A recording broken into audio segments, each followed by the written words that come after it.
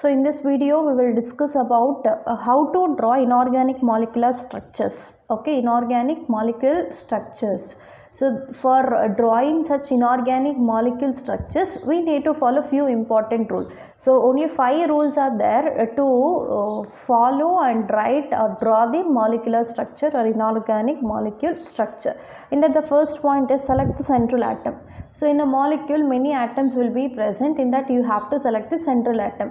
You may get a doubt how to select the central atom. For example, here I have taken BF3, boron trifluoride. In that boron trifluoride, whatever the atom which is in very less number or the atom which is in less electronegativity, that we can consider easily as the central atom. Among boron and fluorine, the less electronegative atom is boron. Among boron and fluorine, which is in less number, boron is only in 1 number, fluorine is in 3 number. The less number containing atom should be taken as the central atom. Okay, now boron is the central atom. Like that we can select the central atom. That is the first point. Now the second point.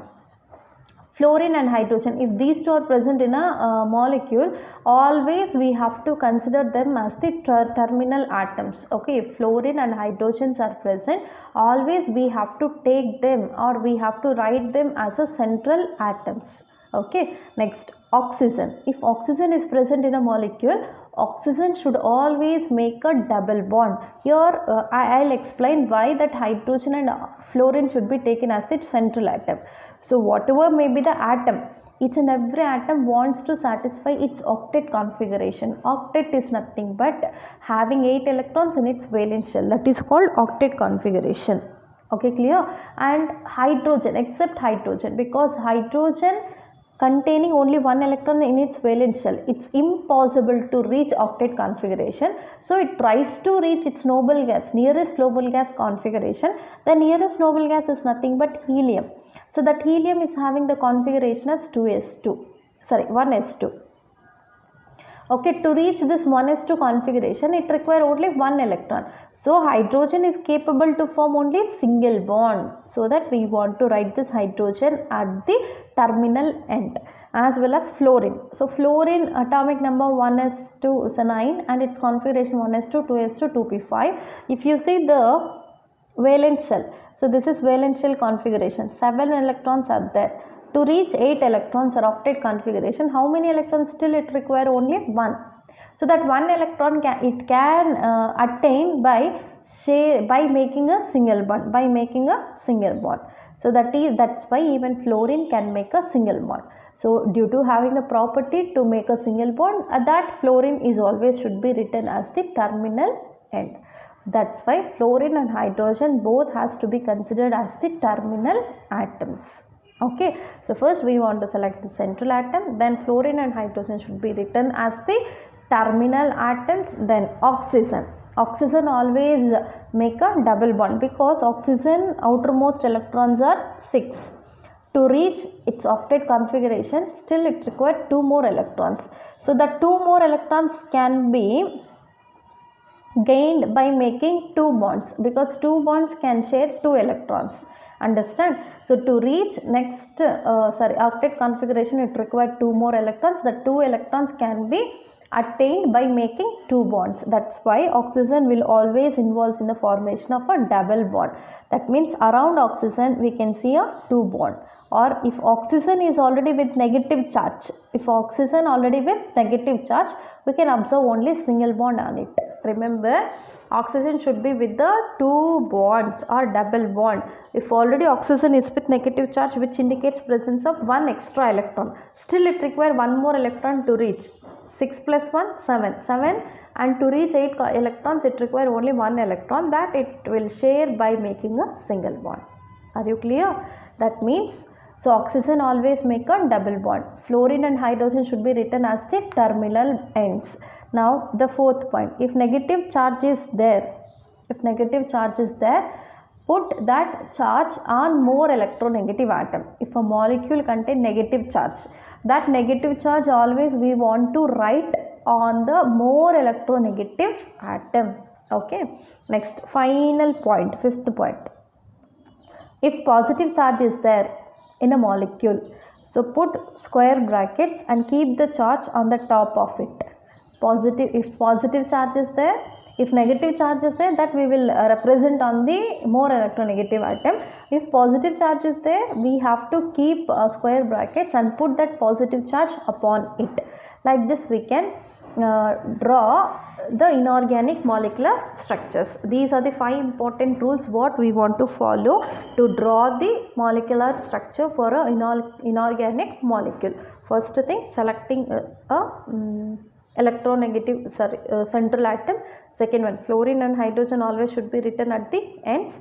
Third one, oxygen should make a double bond. Fourth one, negative charge should be written on the more electronegative atom. If positive charge, fifth point, if positive charge is there, that should be written on the square brackets of a molecule. Now we'll see few examples. So here I have taken few examples to draw its molecular structure. First one, BF3. So in that case, first we have to select the central atom. Whatever is in less number, that has to be taken as the central atom. Fluorine is in 3 number, boron is in 1 number. So consider boron as the central atom and arrange the other 3 atoms like this. However you want, you can draw that other 3 atoms, it doesn't problem. So here I have written the 3 fluorine atoms in this manner around the boron. Next point. So fluorine and boron always should be, fluorine and hydrogen should be considered as the terminal ends. That's why I have written at the terminals. Clear? So then there is no oxygen, negative charge is not there. Now you just see whether the number of electrons are balanced on the central atom or not. So boron atomic number is 5. So its configuration 1s2, 2s2, 2p1. So valence electrons are just, this is valence configuration. 2 plus 1, 3 electrons are there. So around boron 1, 2, 3 is involved. So its structure is exactly correct. Clear? In the same manner we will see for CO2. What is central atom? Carbon, because it is in less number. Only 1 number. Oxygen is in 2 number. So it is central atom. That's why I have taken carbon here. And arrange the other atoms as the outer atoms. 2 oxygens I have written here. So we have third important point. What is third important point? If oxygen is there, that will make a double bond. Now oxygen is there in this molecule. That oxygen atom first we want to write here and here. Okay, around each oxygen atom we have to put double bond. So here double bond and here double bond I have written. Now you want to see whether the structure is exactly correct or not. You can check it with its valence electrons of the central atom. What is central atom? Carbon. Carbon atomic number 6. Its configuration 1s2, 2s2, 2p2. What is valence shell configuration? Second energy level or last energy level configuration is the valence shell configuration. On last energy level we can see second energy level, that is 2s2 and 2p2. So in 2s2 electrons are there, 2p2 electrons are there, total number of valence electrons are 4. Now you can see around carbon 4 electrons should be shared. 1, 2, 3, 4. 4 electrons are shared. Okay, so then it has to be considered as the exact structure of CO2 molecule, that is carbon dioxide molecule. Now we'll see for the next molecule, that is PO3 minus 3. PO3 minus 3 is known as phosphate molecule. For this phosphate molecule, we want to draw the molecular structure. To draw the molecular structure, the first and foremost point is that we want to select the central atom. So among the atoms present in a molecule, whatever in less number, that has to be taken as the central atom. Phosphorus is only in 1 number, so it will become the central atom. That's why we have written here phosphorus at the center. And arrange the remaining atoms around it. 1, 2, 3 oxygens I have written. Or else we can also write the 3 oxygens like this. I have already told you we don't know the geometry of the molecule. You may arrange like this the other 3 atoms, or you may also arrange like this the other 3 atoms. It doesn't problem. Okay. Now if oxygen is there, so first put negative charges. If negative charge is there, that is our fourth point.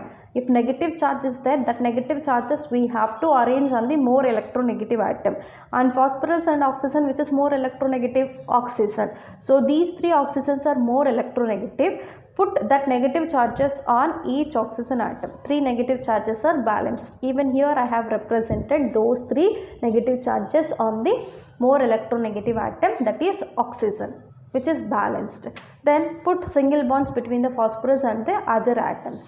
Clear? Now phosphorus belongs to 5th group.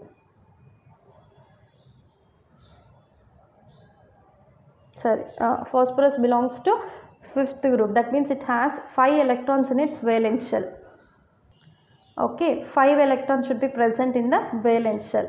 NS2, NP3. So 5 electrons should be present in the valence shell. So in that 5 electrons, only 3 electrons involved in bond formation. Still 2 more electrons are there on the phosphorus.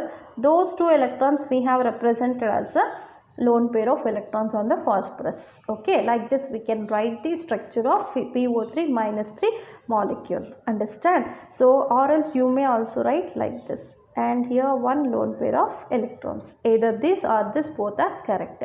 So that is about the structure, how to draw molecular structure for inorganic molecules. Here I am giving few homework questions. Draw molecular structure for NHO plus, XeO3, H2O, XeO2F2, and next one SO4 minus 2. This is first one, second, third, fourth and fifth. These 5 I am giving as homework. You try to draw the structures of these 5 and send your answers to me. This is homework. Okay, so even for these 5 molecules you have to follow the 5 important rules what I have given for you. So first select the central atom, then fluorine and hydrogen if they are there, then write them as the terminal atoms. If oxygen is there, you just put a double bond on the oxygen. Fourth one, if negative charge like this is present, so arrange that negative charge on the more electronegative atom. If positive charge is there, put a square brackets for that molecule and arrange that positive charge upon it. That's it. You just follow these 5 points or rules to draw the structures of these 5. Okay. As soon as you complete drawing the structures, you send the pictures to me. Okay. Thank you.